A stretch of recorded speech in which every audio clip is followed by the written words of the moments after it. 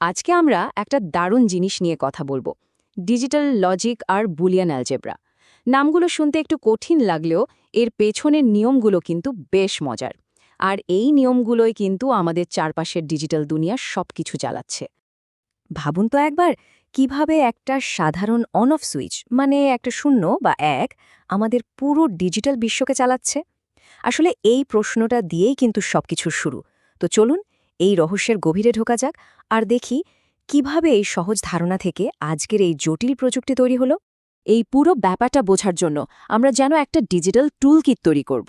প্রথমে আমরা যুক্তির ভাষাটা বুঝব, তারপর শিখব কিভাবে কোনো এক্সপ্রেশনের ফাইনাল ভ্যালু বের করতে হয়।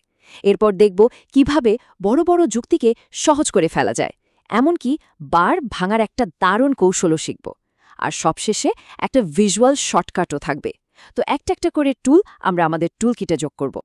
দেখুন, কম্পিউটারের একেবারে ভেতরে কিন্তু খুব সহজ একটা ব্যাপার চলে। হয় কিছু একটা সত্যি মানে 1, না হয় মিথ্যে মানে 0।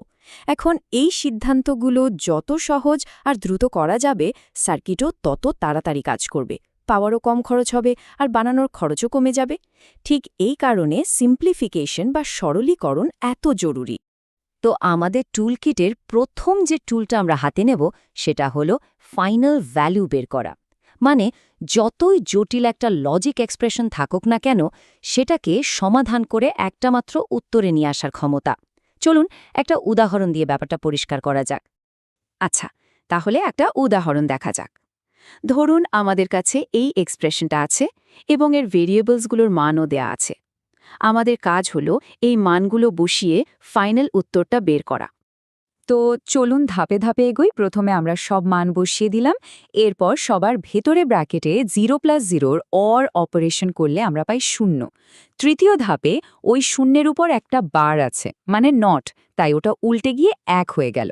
এরপর শুধু অ্যান্ড আর অর অপারেশন। প্রথমে অ্যান্ড করে 1 পেলাম, তারপর অর করে 1, আর সবশেষে বাইরের অ্যান্ড অপারেশনটা করে ফাইনাল উত্তর এলো 1।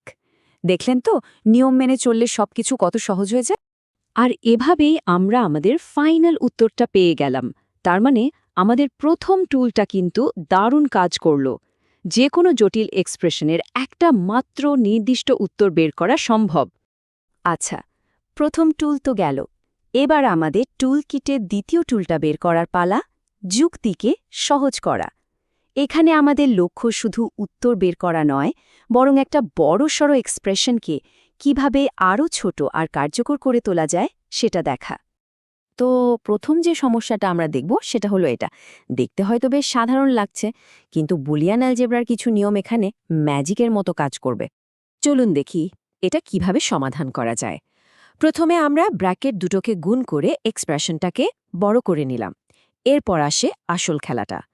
বুলিয়ান অ্যালজেব্রার নিয়ম অনুযায়ী আর এ গুণ করলে 0 হয়, আর দুটো বি গুণ করলে একটাই বি থাকে। এরপর আমরা বি কমন নিলাম, আর ব্র্যাকেটের ভেতরে যাই থাকুক না কেন তার সাথে 1 যোগ করলে ফলাফল সব সময় 1 হয়। আর দেখুন কি সহজে উত্তরটা চলে এলো, z = b। ব্যাপারটা একবার ভেবে দেখুন, এত বড় একটা এক্সপ্রেশন সরল হয়ে গেল শুধু একটা বি। এটাই হলো সিম্পলিফিকেশনের আসল ক্ষমতা, একটা জটিল জিনিসকে একেবারে সহজ করে ফেলা। আচ্ছা, আরেকটা উদাহরণ দেখি কেমন। এখানেও আমাদের কাজ হলো কমন ফ্যাক্টর খুঁজে বের করে জিনিসটাকে ছোট করে আনা। এখন এই স্লাইডের সূত্রটা একটু ভালো করে খেয়াল করতে হবে। এটা কিন্তু বুলিয়ান অ্যালজেব্রার একটা স্পেশাল পাওয়ার। এটা বলে যে যদি একটা ভ্যারিয়েবলের সাথে তার উল্টোটা এবং অন্য আরেকটা ভ্যারিয়েবল যোগ হিসাবে থাকে, তাহলে ওই উল্টো অংশটাকে আমরা ফেলেই দিতে পারি। এটা মনে রাখলে অনেক বড় বড় সমস্যা খুব সহজে সমাধান হয়ে যায়। আর ঠিক এই জায়গাতেই আমরা আগের স্লাইডের সেই স্পেশাল ফর্মুলাটা কাজে লাগাবো। দেখুন, মূল এক্সপ্রেশন থেকে সিডি কমন নেওয়ার পর ব্র্যাকেটের ভেতরে আমরা a+a⁻b পেয়েছি। আর আমরা তো একটু আগেই শিখলাম যে এটাকে সহজ করে a+b লেখা যায়। আসল ব্যাপারটাই হলো সঠিক সময়ে সঠিক টুলটা ব্যবহার করা। ওকে, এবার আসছে আমাদের 3 নম্বর টুল। এটার নাম ডি মর্গ্যানের সূত্র, যা আমাদের বার ভাঙার কৌশল শেখায়। এটা অনেকটা তালা খোলার একটা বিশেষ চাবির মতো, যা দিয়ে নট বারের নিচে আটকে থাকা বড় বড় এক্সপ্রেশনকে সহজে খোলা যায়। এই সমস্যাটা দেখুন, পুরো জিনিসটার উপর একটা লম্বা বার মানে নট চিহ্ন। ডি মর্গানের সূত্র ঠিক এই রকম কেসের জন্যই বানানো। এই বড় বারটাকে আমরা কিভাবে ভাঙব? ডি মর্গানের মূল আইডিয়াটা কিন্তু খুব সহজ। বার ভাঙো আর ভেতরের চিহ্নটা উল্টে দাও। আমরা প্রথমে বড় বারটা ভেঙে মাঝখানের অ্যান্ডকে অর করে দিলাম। এরপর ছোট বারগুলো ভাঙার সময় ভেতরের অরগুলো অ্যান্ড হয়ে গেল। আর হ্যাঁ, কোনো ভেরিয়েবলের ওপর যদি দুটো বার থাকে তাহলে তারা একে অপরকে বাতিল করে দেয়। ব্যাস, হয়ে গেল। আসলে এই কথাটা একদম ঠিক। ডি মর্গানের সূত্র আসলে একটা বড় মাথা ব্যথাকে ছোট ছোট সহজ সমস্যায় ভেঙে দেয়। আর ছোট সমস্যা সমাধান করা তো সবসময়ই সহজ, তাই না? এবং সবশেষে আমাদের টুলকিটে সম্ভবত সবচেয়ে পাওয়ারফুল টুলগুলোর একটা, কার্নো ম্যাপ বা কে ম্যাপ। এটা হলো অ্যালজেব্রা না করে ছবি এঁকে সমস্যার সমাধান করার একটা দারুণ ভিজুয়াল পদ্ধতি।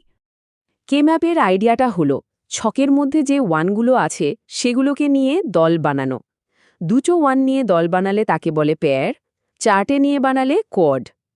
নিয়মটা খুব সোজা। দল যত বড় হবে আপনার সমীকরণ তত ছোট হয়ে যাবে। যেমন একটা কোয়াড বা চারের গ্রুপ বানালে দুটো ভ্যারিয়েবল এমনিতেই বাদ হয়ে যায়। এটা আসলে বীজগণিতের একটা ভিজুয়াল শর্টকাট। মানে কে ম্যাপ আসলে কি করছে? এটা জটিল সব হিসাব নিকাশকে একটা ছবির পাজল বানিয়ে দিচ্ছে। আপনাকে শুধু প্যাটার্নটা খুঁজে বের করতে হবে, ব্যাস। জটিল সব অ্যালজেব্রা ধাপগুলো লাফ দিয়ে এড়িয়ে যাবার একটা দারুণ উপায় এটা। তাহলে আমরা কোন টুলটা কখন ব্যবহার করব? দেখুন, এই টেবিলটা ব্যাপারটা পরিষ্কার করে দেয়।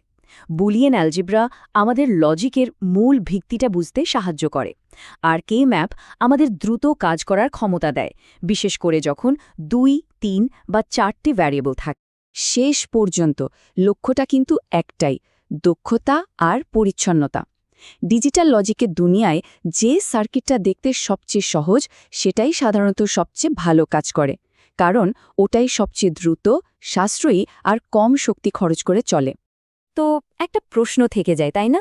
যদি পুরো ডিজিটাল দুনিয়াটাই এত সহজ আর সুন্দর কিছু নিয়মের ওপর দাঁড়িয়ে থাকতে পারে, তাহলে আমাদের নিজেদের জীবনের জটিল সমস্যাগুলোর সমাধানও কি আরও সহজ কোনো পথ খুঁজে বের করার মধ্যে লুকিয়ে থাকতে পারে? প্রশ্নটা